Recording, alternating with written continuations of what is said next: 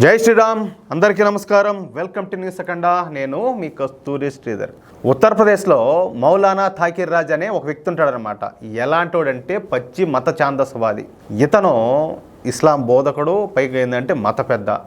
ఇలాంటి వ్యక్తులు ఎలా ఉండాలంటే పరమత సహనం పాటిస్తా అందరికీ మంచి మాటలు చెప్తూ ఉండాలి. కానీ ఇతను ఏంటంటే ఎప్పుడు చూసినా కూడా ఈ మతాల మధ్య ఈ ద్వేషాన్ని రెచ్చగొట్టడము, ఈ తన స్పీచెస్ ద్వారా ఏంటంటే అందరినీ రాడికల్స్ లాగా తయారు చేయడము, అంటే వీడికి లాగే అనమాట. ఈ విధంగా చేస్తూ ఉంటాడు. ఇంతకుముందు ఏంటంటే ఏది హిందూ అమ్మాయిలకు అలాగే ఈ ముస్లిం అబ్బాయిలకు పెళ్లి చేయాలని చెప్పి కూడా చూశాడు.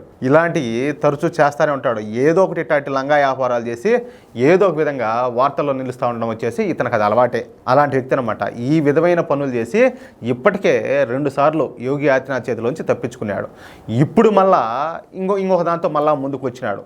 ఇతను పూర్తిగా రాడికల్ భావజాలం ఉన్నటువంటి ఒక జిహాది. ఈ మౌలానా థాకిర్ రాజా ఉండేది ఉత్తరప్రదేశ్లోని బరేలీ పట్టణంలో. ఇతనికి ఒక రాజకీయ పార్టీ కూడా ఉన్నది. దాని పేరే ఇత్తెహాద్ ఏ మిల్లత్ కౌన్సిల్. ఇకపోతే అసలు సిసలైన ఆల్ ఇండియా ముస్లిం పర్సనల్ లా బోర్డుకు సంబంధించి జదీద్ను స్థాపించింది కూడా ఈ మౌలానా థాకిర్ రాజానే. ఉత్తరప్రదేశ్లో అనేక సార్లు మత ఘర్షణ జరగడానికి కారణం ఈ మౌలానా థాకిర్ రాజానే. చాలా మందికి తెలియదు కానీ ఉత్తరప్రదేశ్లో యోగి ఆదిత్యనాథ్ ప్రభుత్వం రాకముందు వరకు ఉత్తరప్రదేశ్లో నెలకు ఒక్కసారైనా కూడా ఈ మత ఘర్షణలు అయితే జరుగుతూ ఉన్నాయి. నేనేదో ఊరికేనే చెప్పడంలే, ఇది పచ్చి నిజం. ఇది ఉత్తరప్రదేశ్లో నెలకు ఒక్కసారైనా కూడా ఈ మత ఘర్షణలు అయితే జరుగుతూ ఉన్నాయి. అయితే ఈ మత ఘర్షణలో బాధితులు ఎప్పుడు కూడా హిందువులే కావడంతో మన మీడియా ఏంటంటే ఎప్పుడు కూడా దాని గురించి పట్టించుకునేది కాదు. అదే కనుక అవతల వర్గం వాళ్ళు ఏంటంటే గుమ్మడికాయ అంత అక్షరాలు వేసి ప్రింట్ మీడియాలో కావచ్చు లేకపోతే ఎలక్ట్రానిక్ మీడియాలో కావచ్చు సాగొట్టి లేవనెత్తుతారు. కానీ ఏంటంటే ఎప్పుడు చూసిన బాధితులు మనోళ్ళు కాబట్టి దాని గురించి మీడియా కూడా పట్టించుకునేదిలే. ఇక ఉత్తరప్రదేశ్లో అనేక మత ఘర్షణలకు కారణమైనటువంటి ఈ మౌలానా థాకిర్ రాజా ఇతనికి వచ్చేసి నోటిదొల, భయంకరమైన నోటిదొల. అదేవిధంగా ఇతని యొక్క రాడికలైజేషన్ కారణంగానే ఉత్తరప్రదేశ్లో అనేక మత ఘర్షణలు కూడా జరిగినాయి.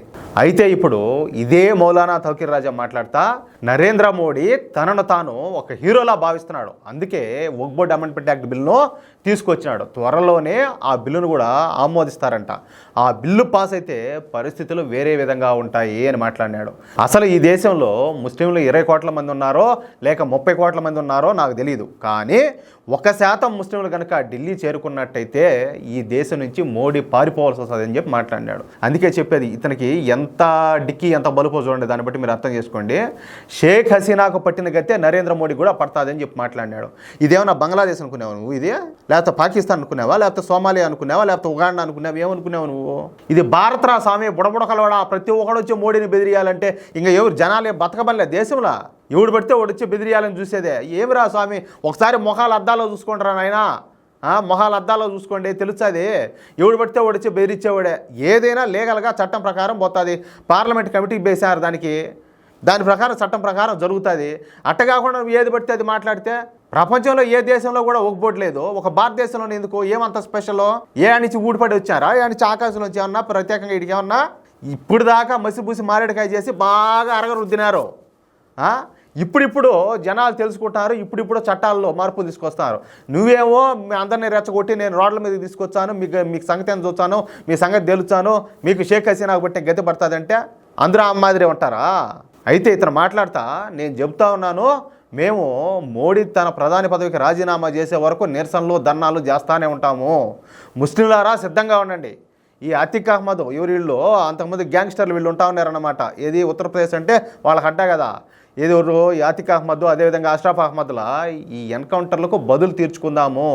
ఈ అతిక్ అహ్మద్ అదేవిధంగా అష్రఫ్ అహ్మద్లు వీళ్ళు గ్యాంగ్స్టర్లు అనమాట. నేను చెప్పా కదా, వీళ్ళిద్దరి మీద ఏకంగా 210కి పైన ఈ క్రిమినల్ కేసులు ఉన్నాయి. కనీసం వీళ్ళు వాళ్ళ జీవితంలో 70 హత్యలు చేసి ఉంటారని చెప్పేసి ఒక అంచనా వాడదనమాట. అలాంటి వాళ్ళ ఎన్కౌంటర్లకు బీజేపీ పైన ప్రతీకారం తీర్చుకుందామని చెప్పి మాట్లాడినాడు. చూడండి జనాలను ఏ విధంగా రెచ్చగొడుతున్నాడో. ఇంకా కొంతమంది ఉంటారు చదువుకొని ఉంటారు, వాళ్ళ లోకజ్ఞానం తెలీదు. ఇవన్నీ మాట్లాడితే వాళ్ళు ఇంకెట్ట రెచ్చిపోతారు.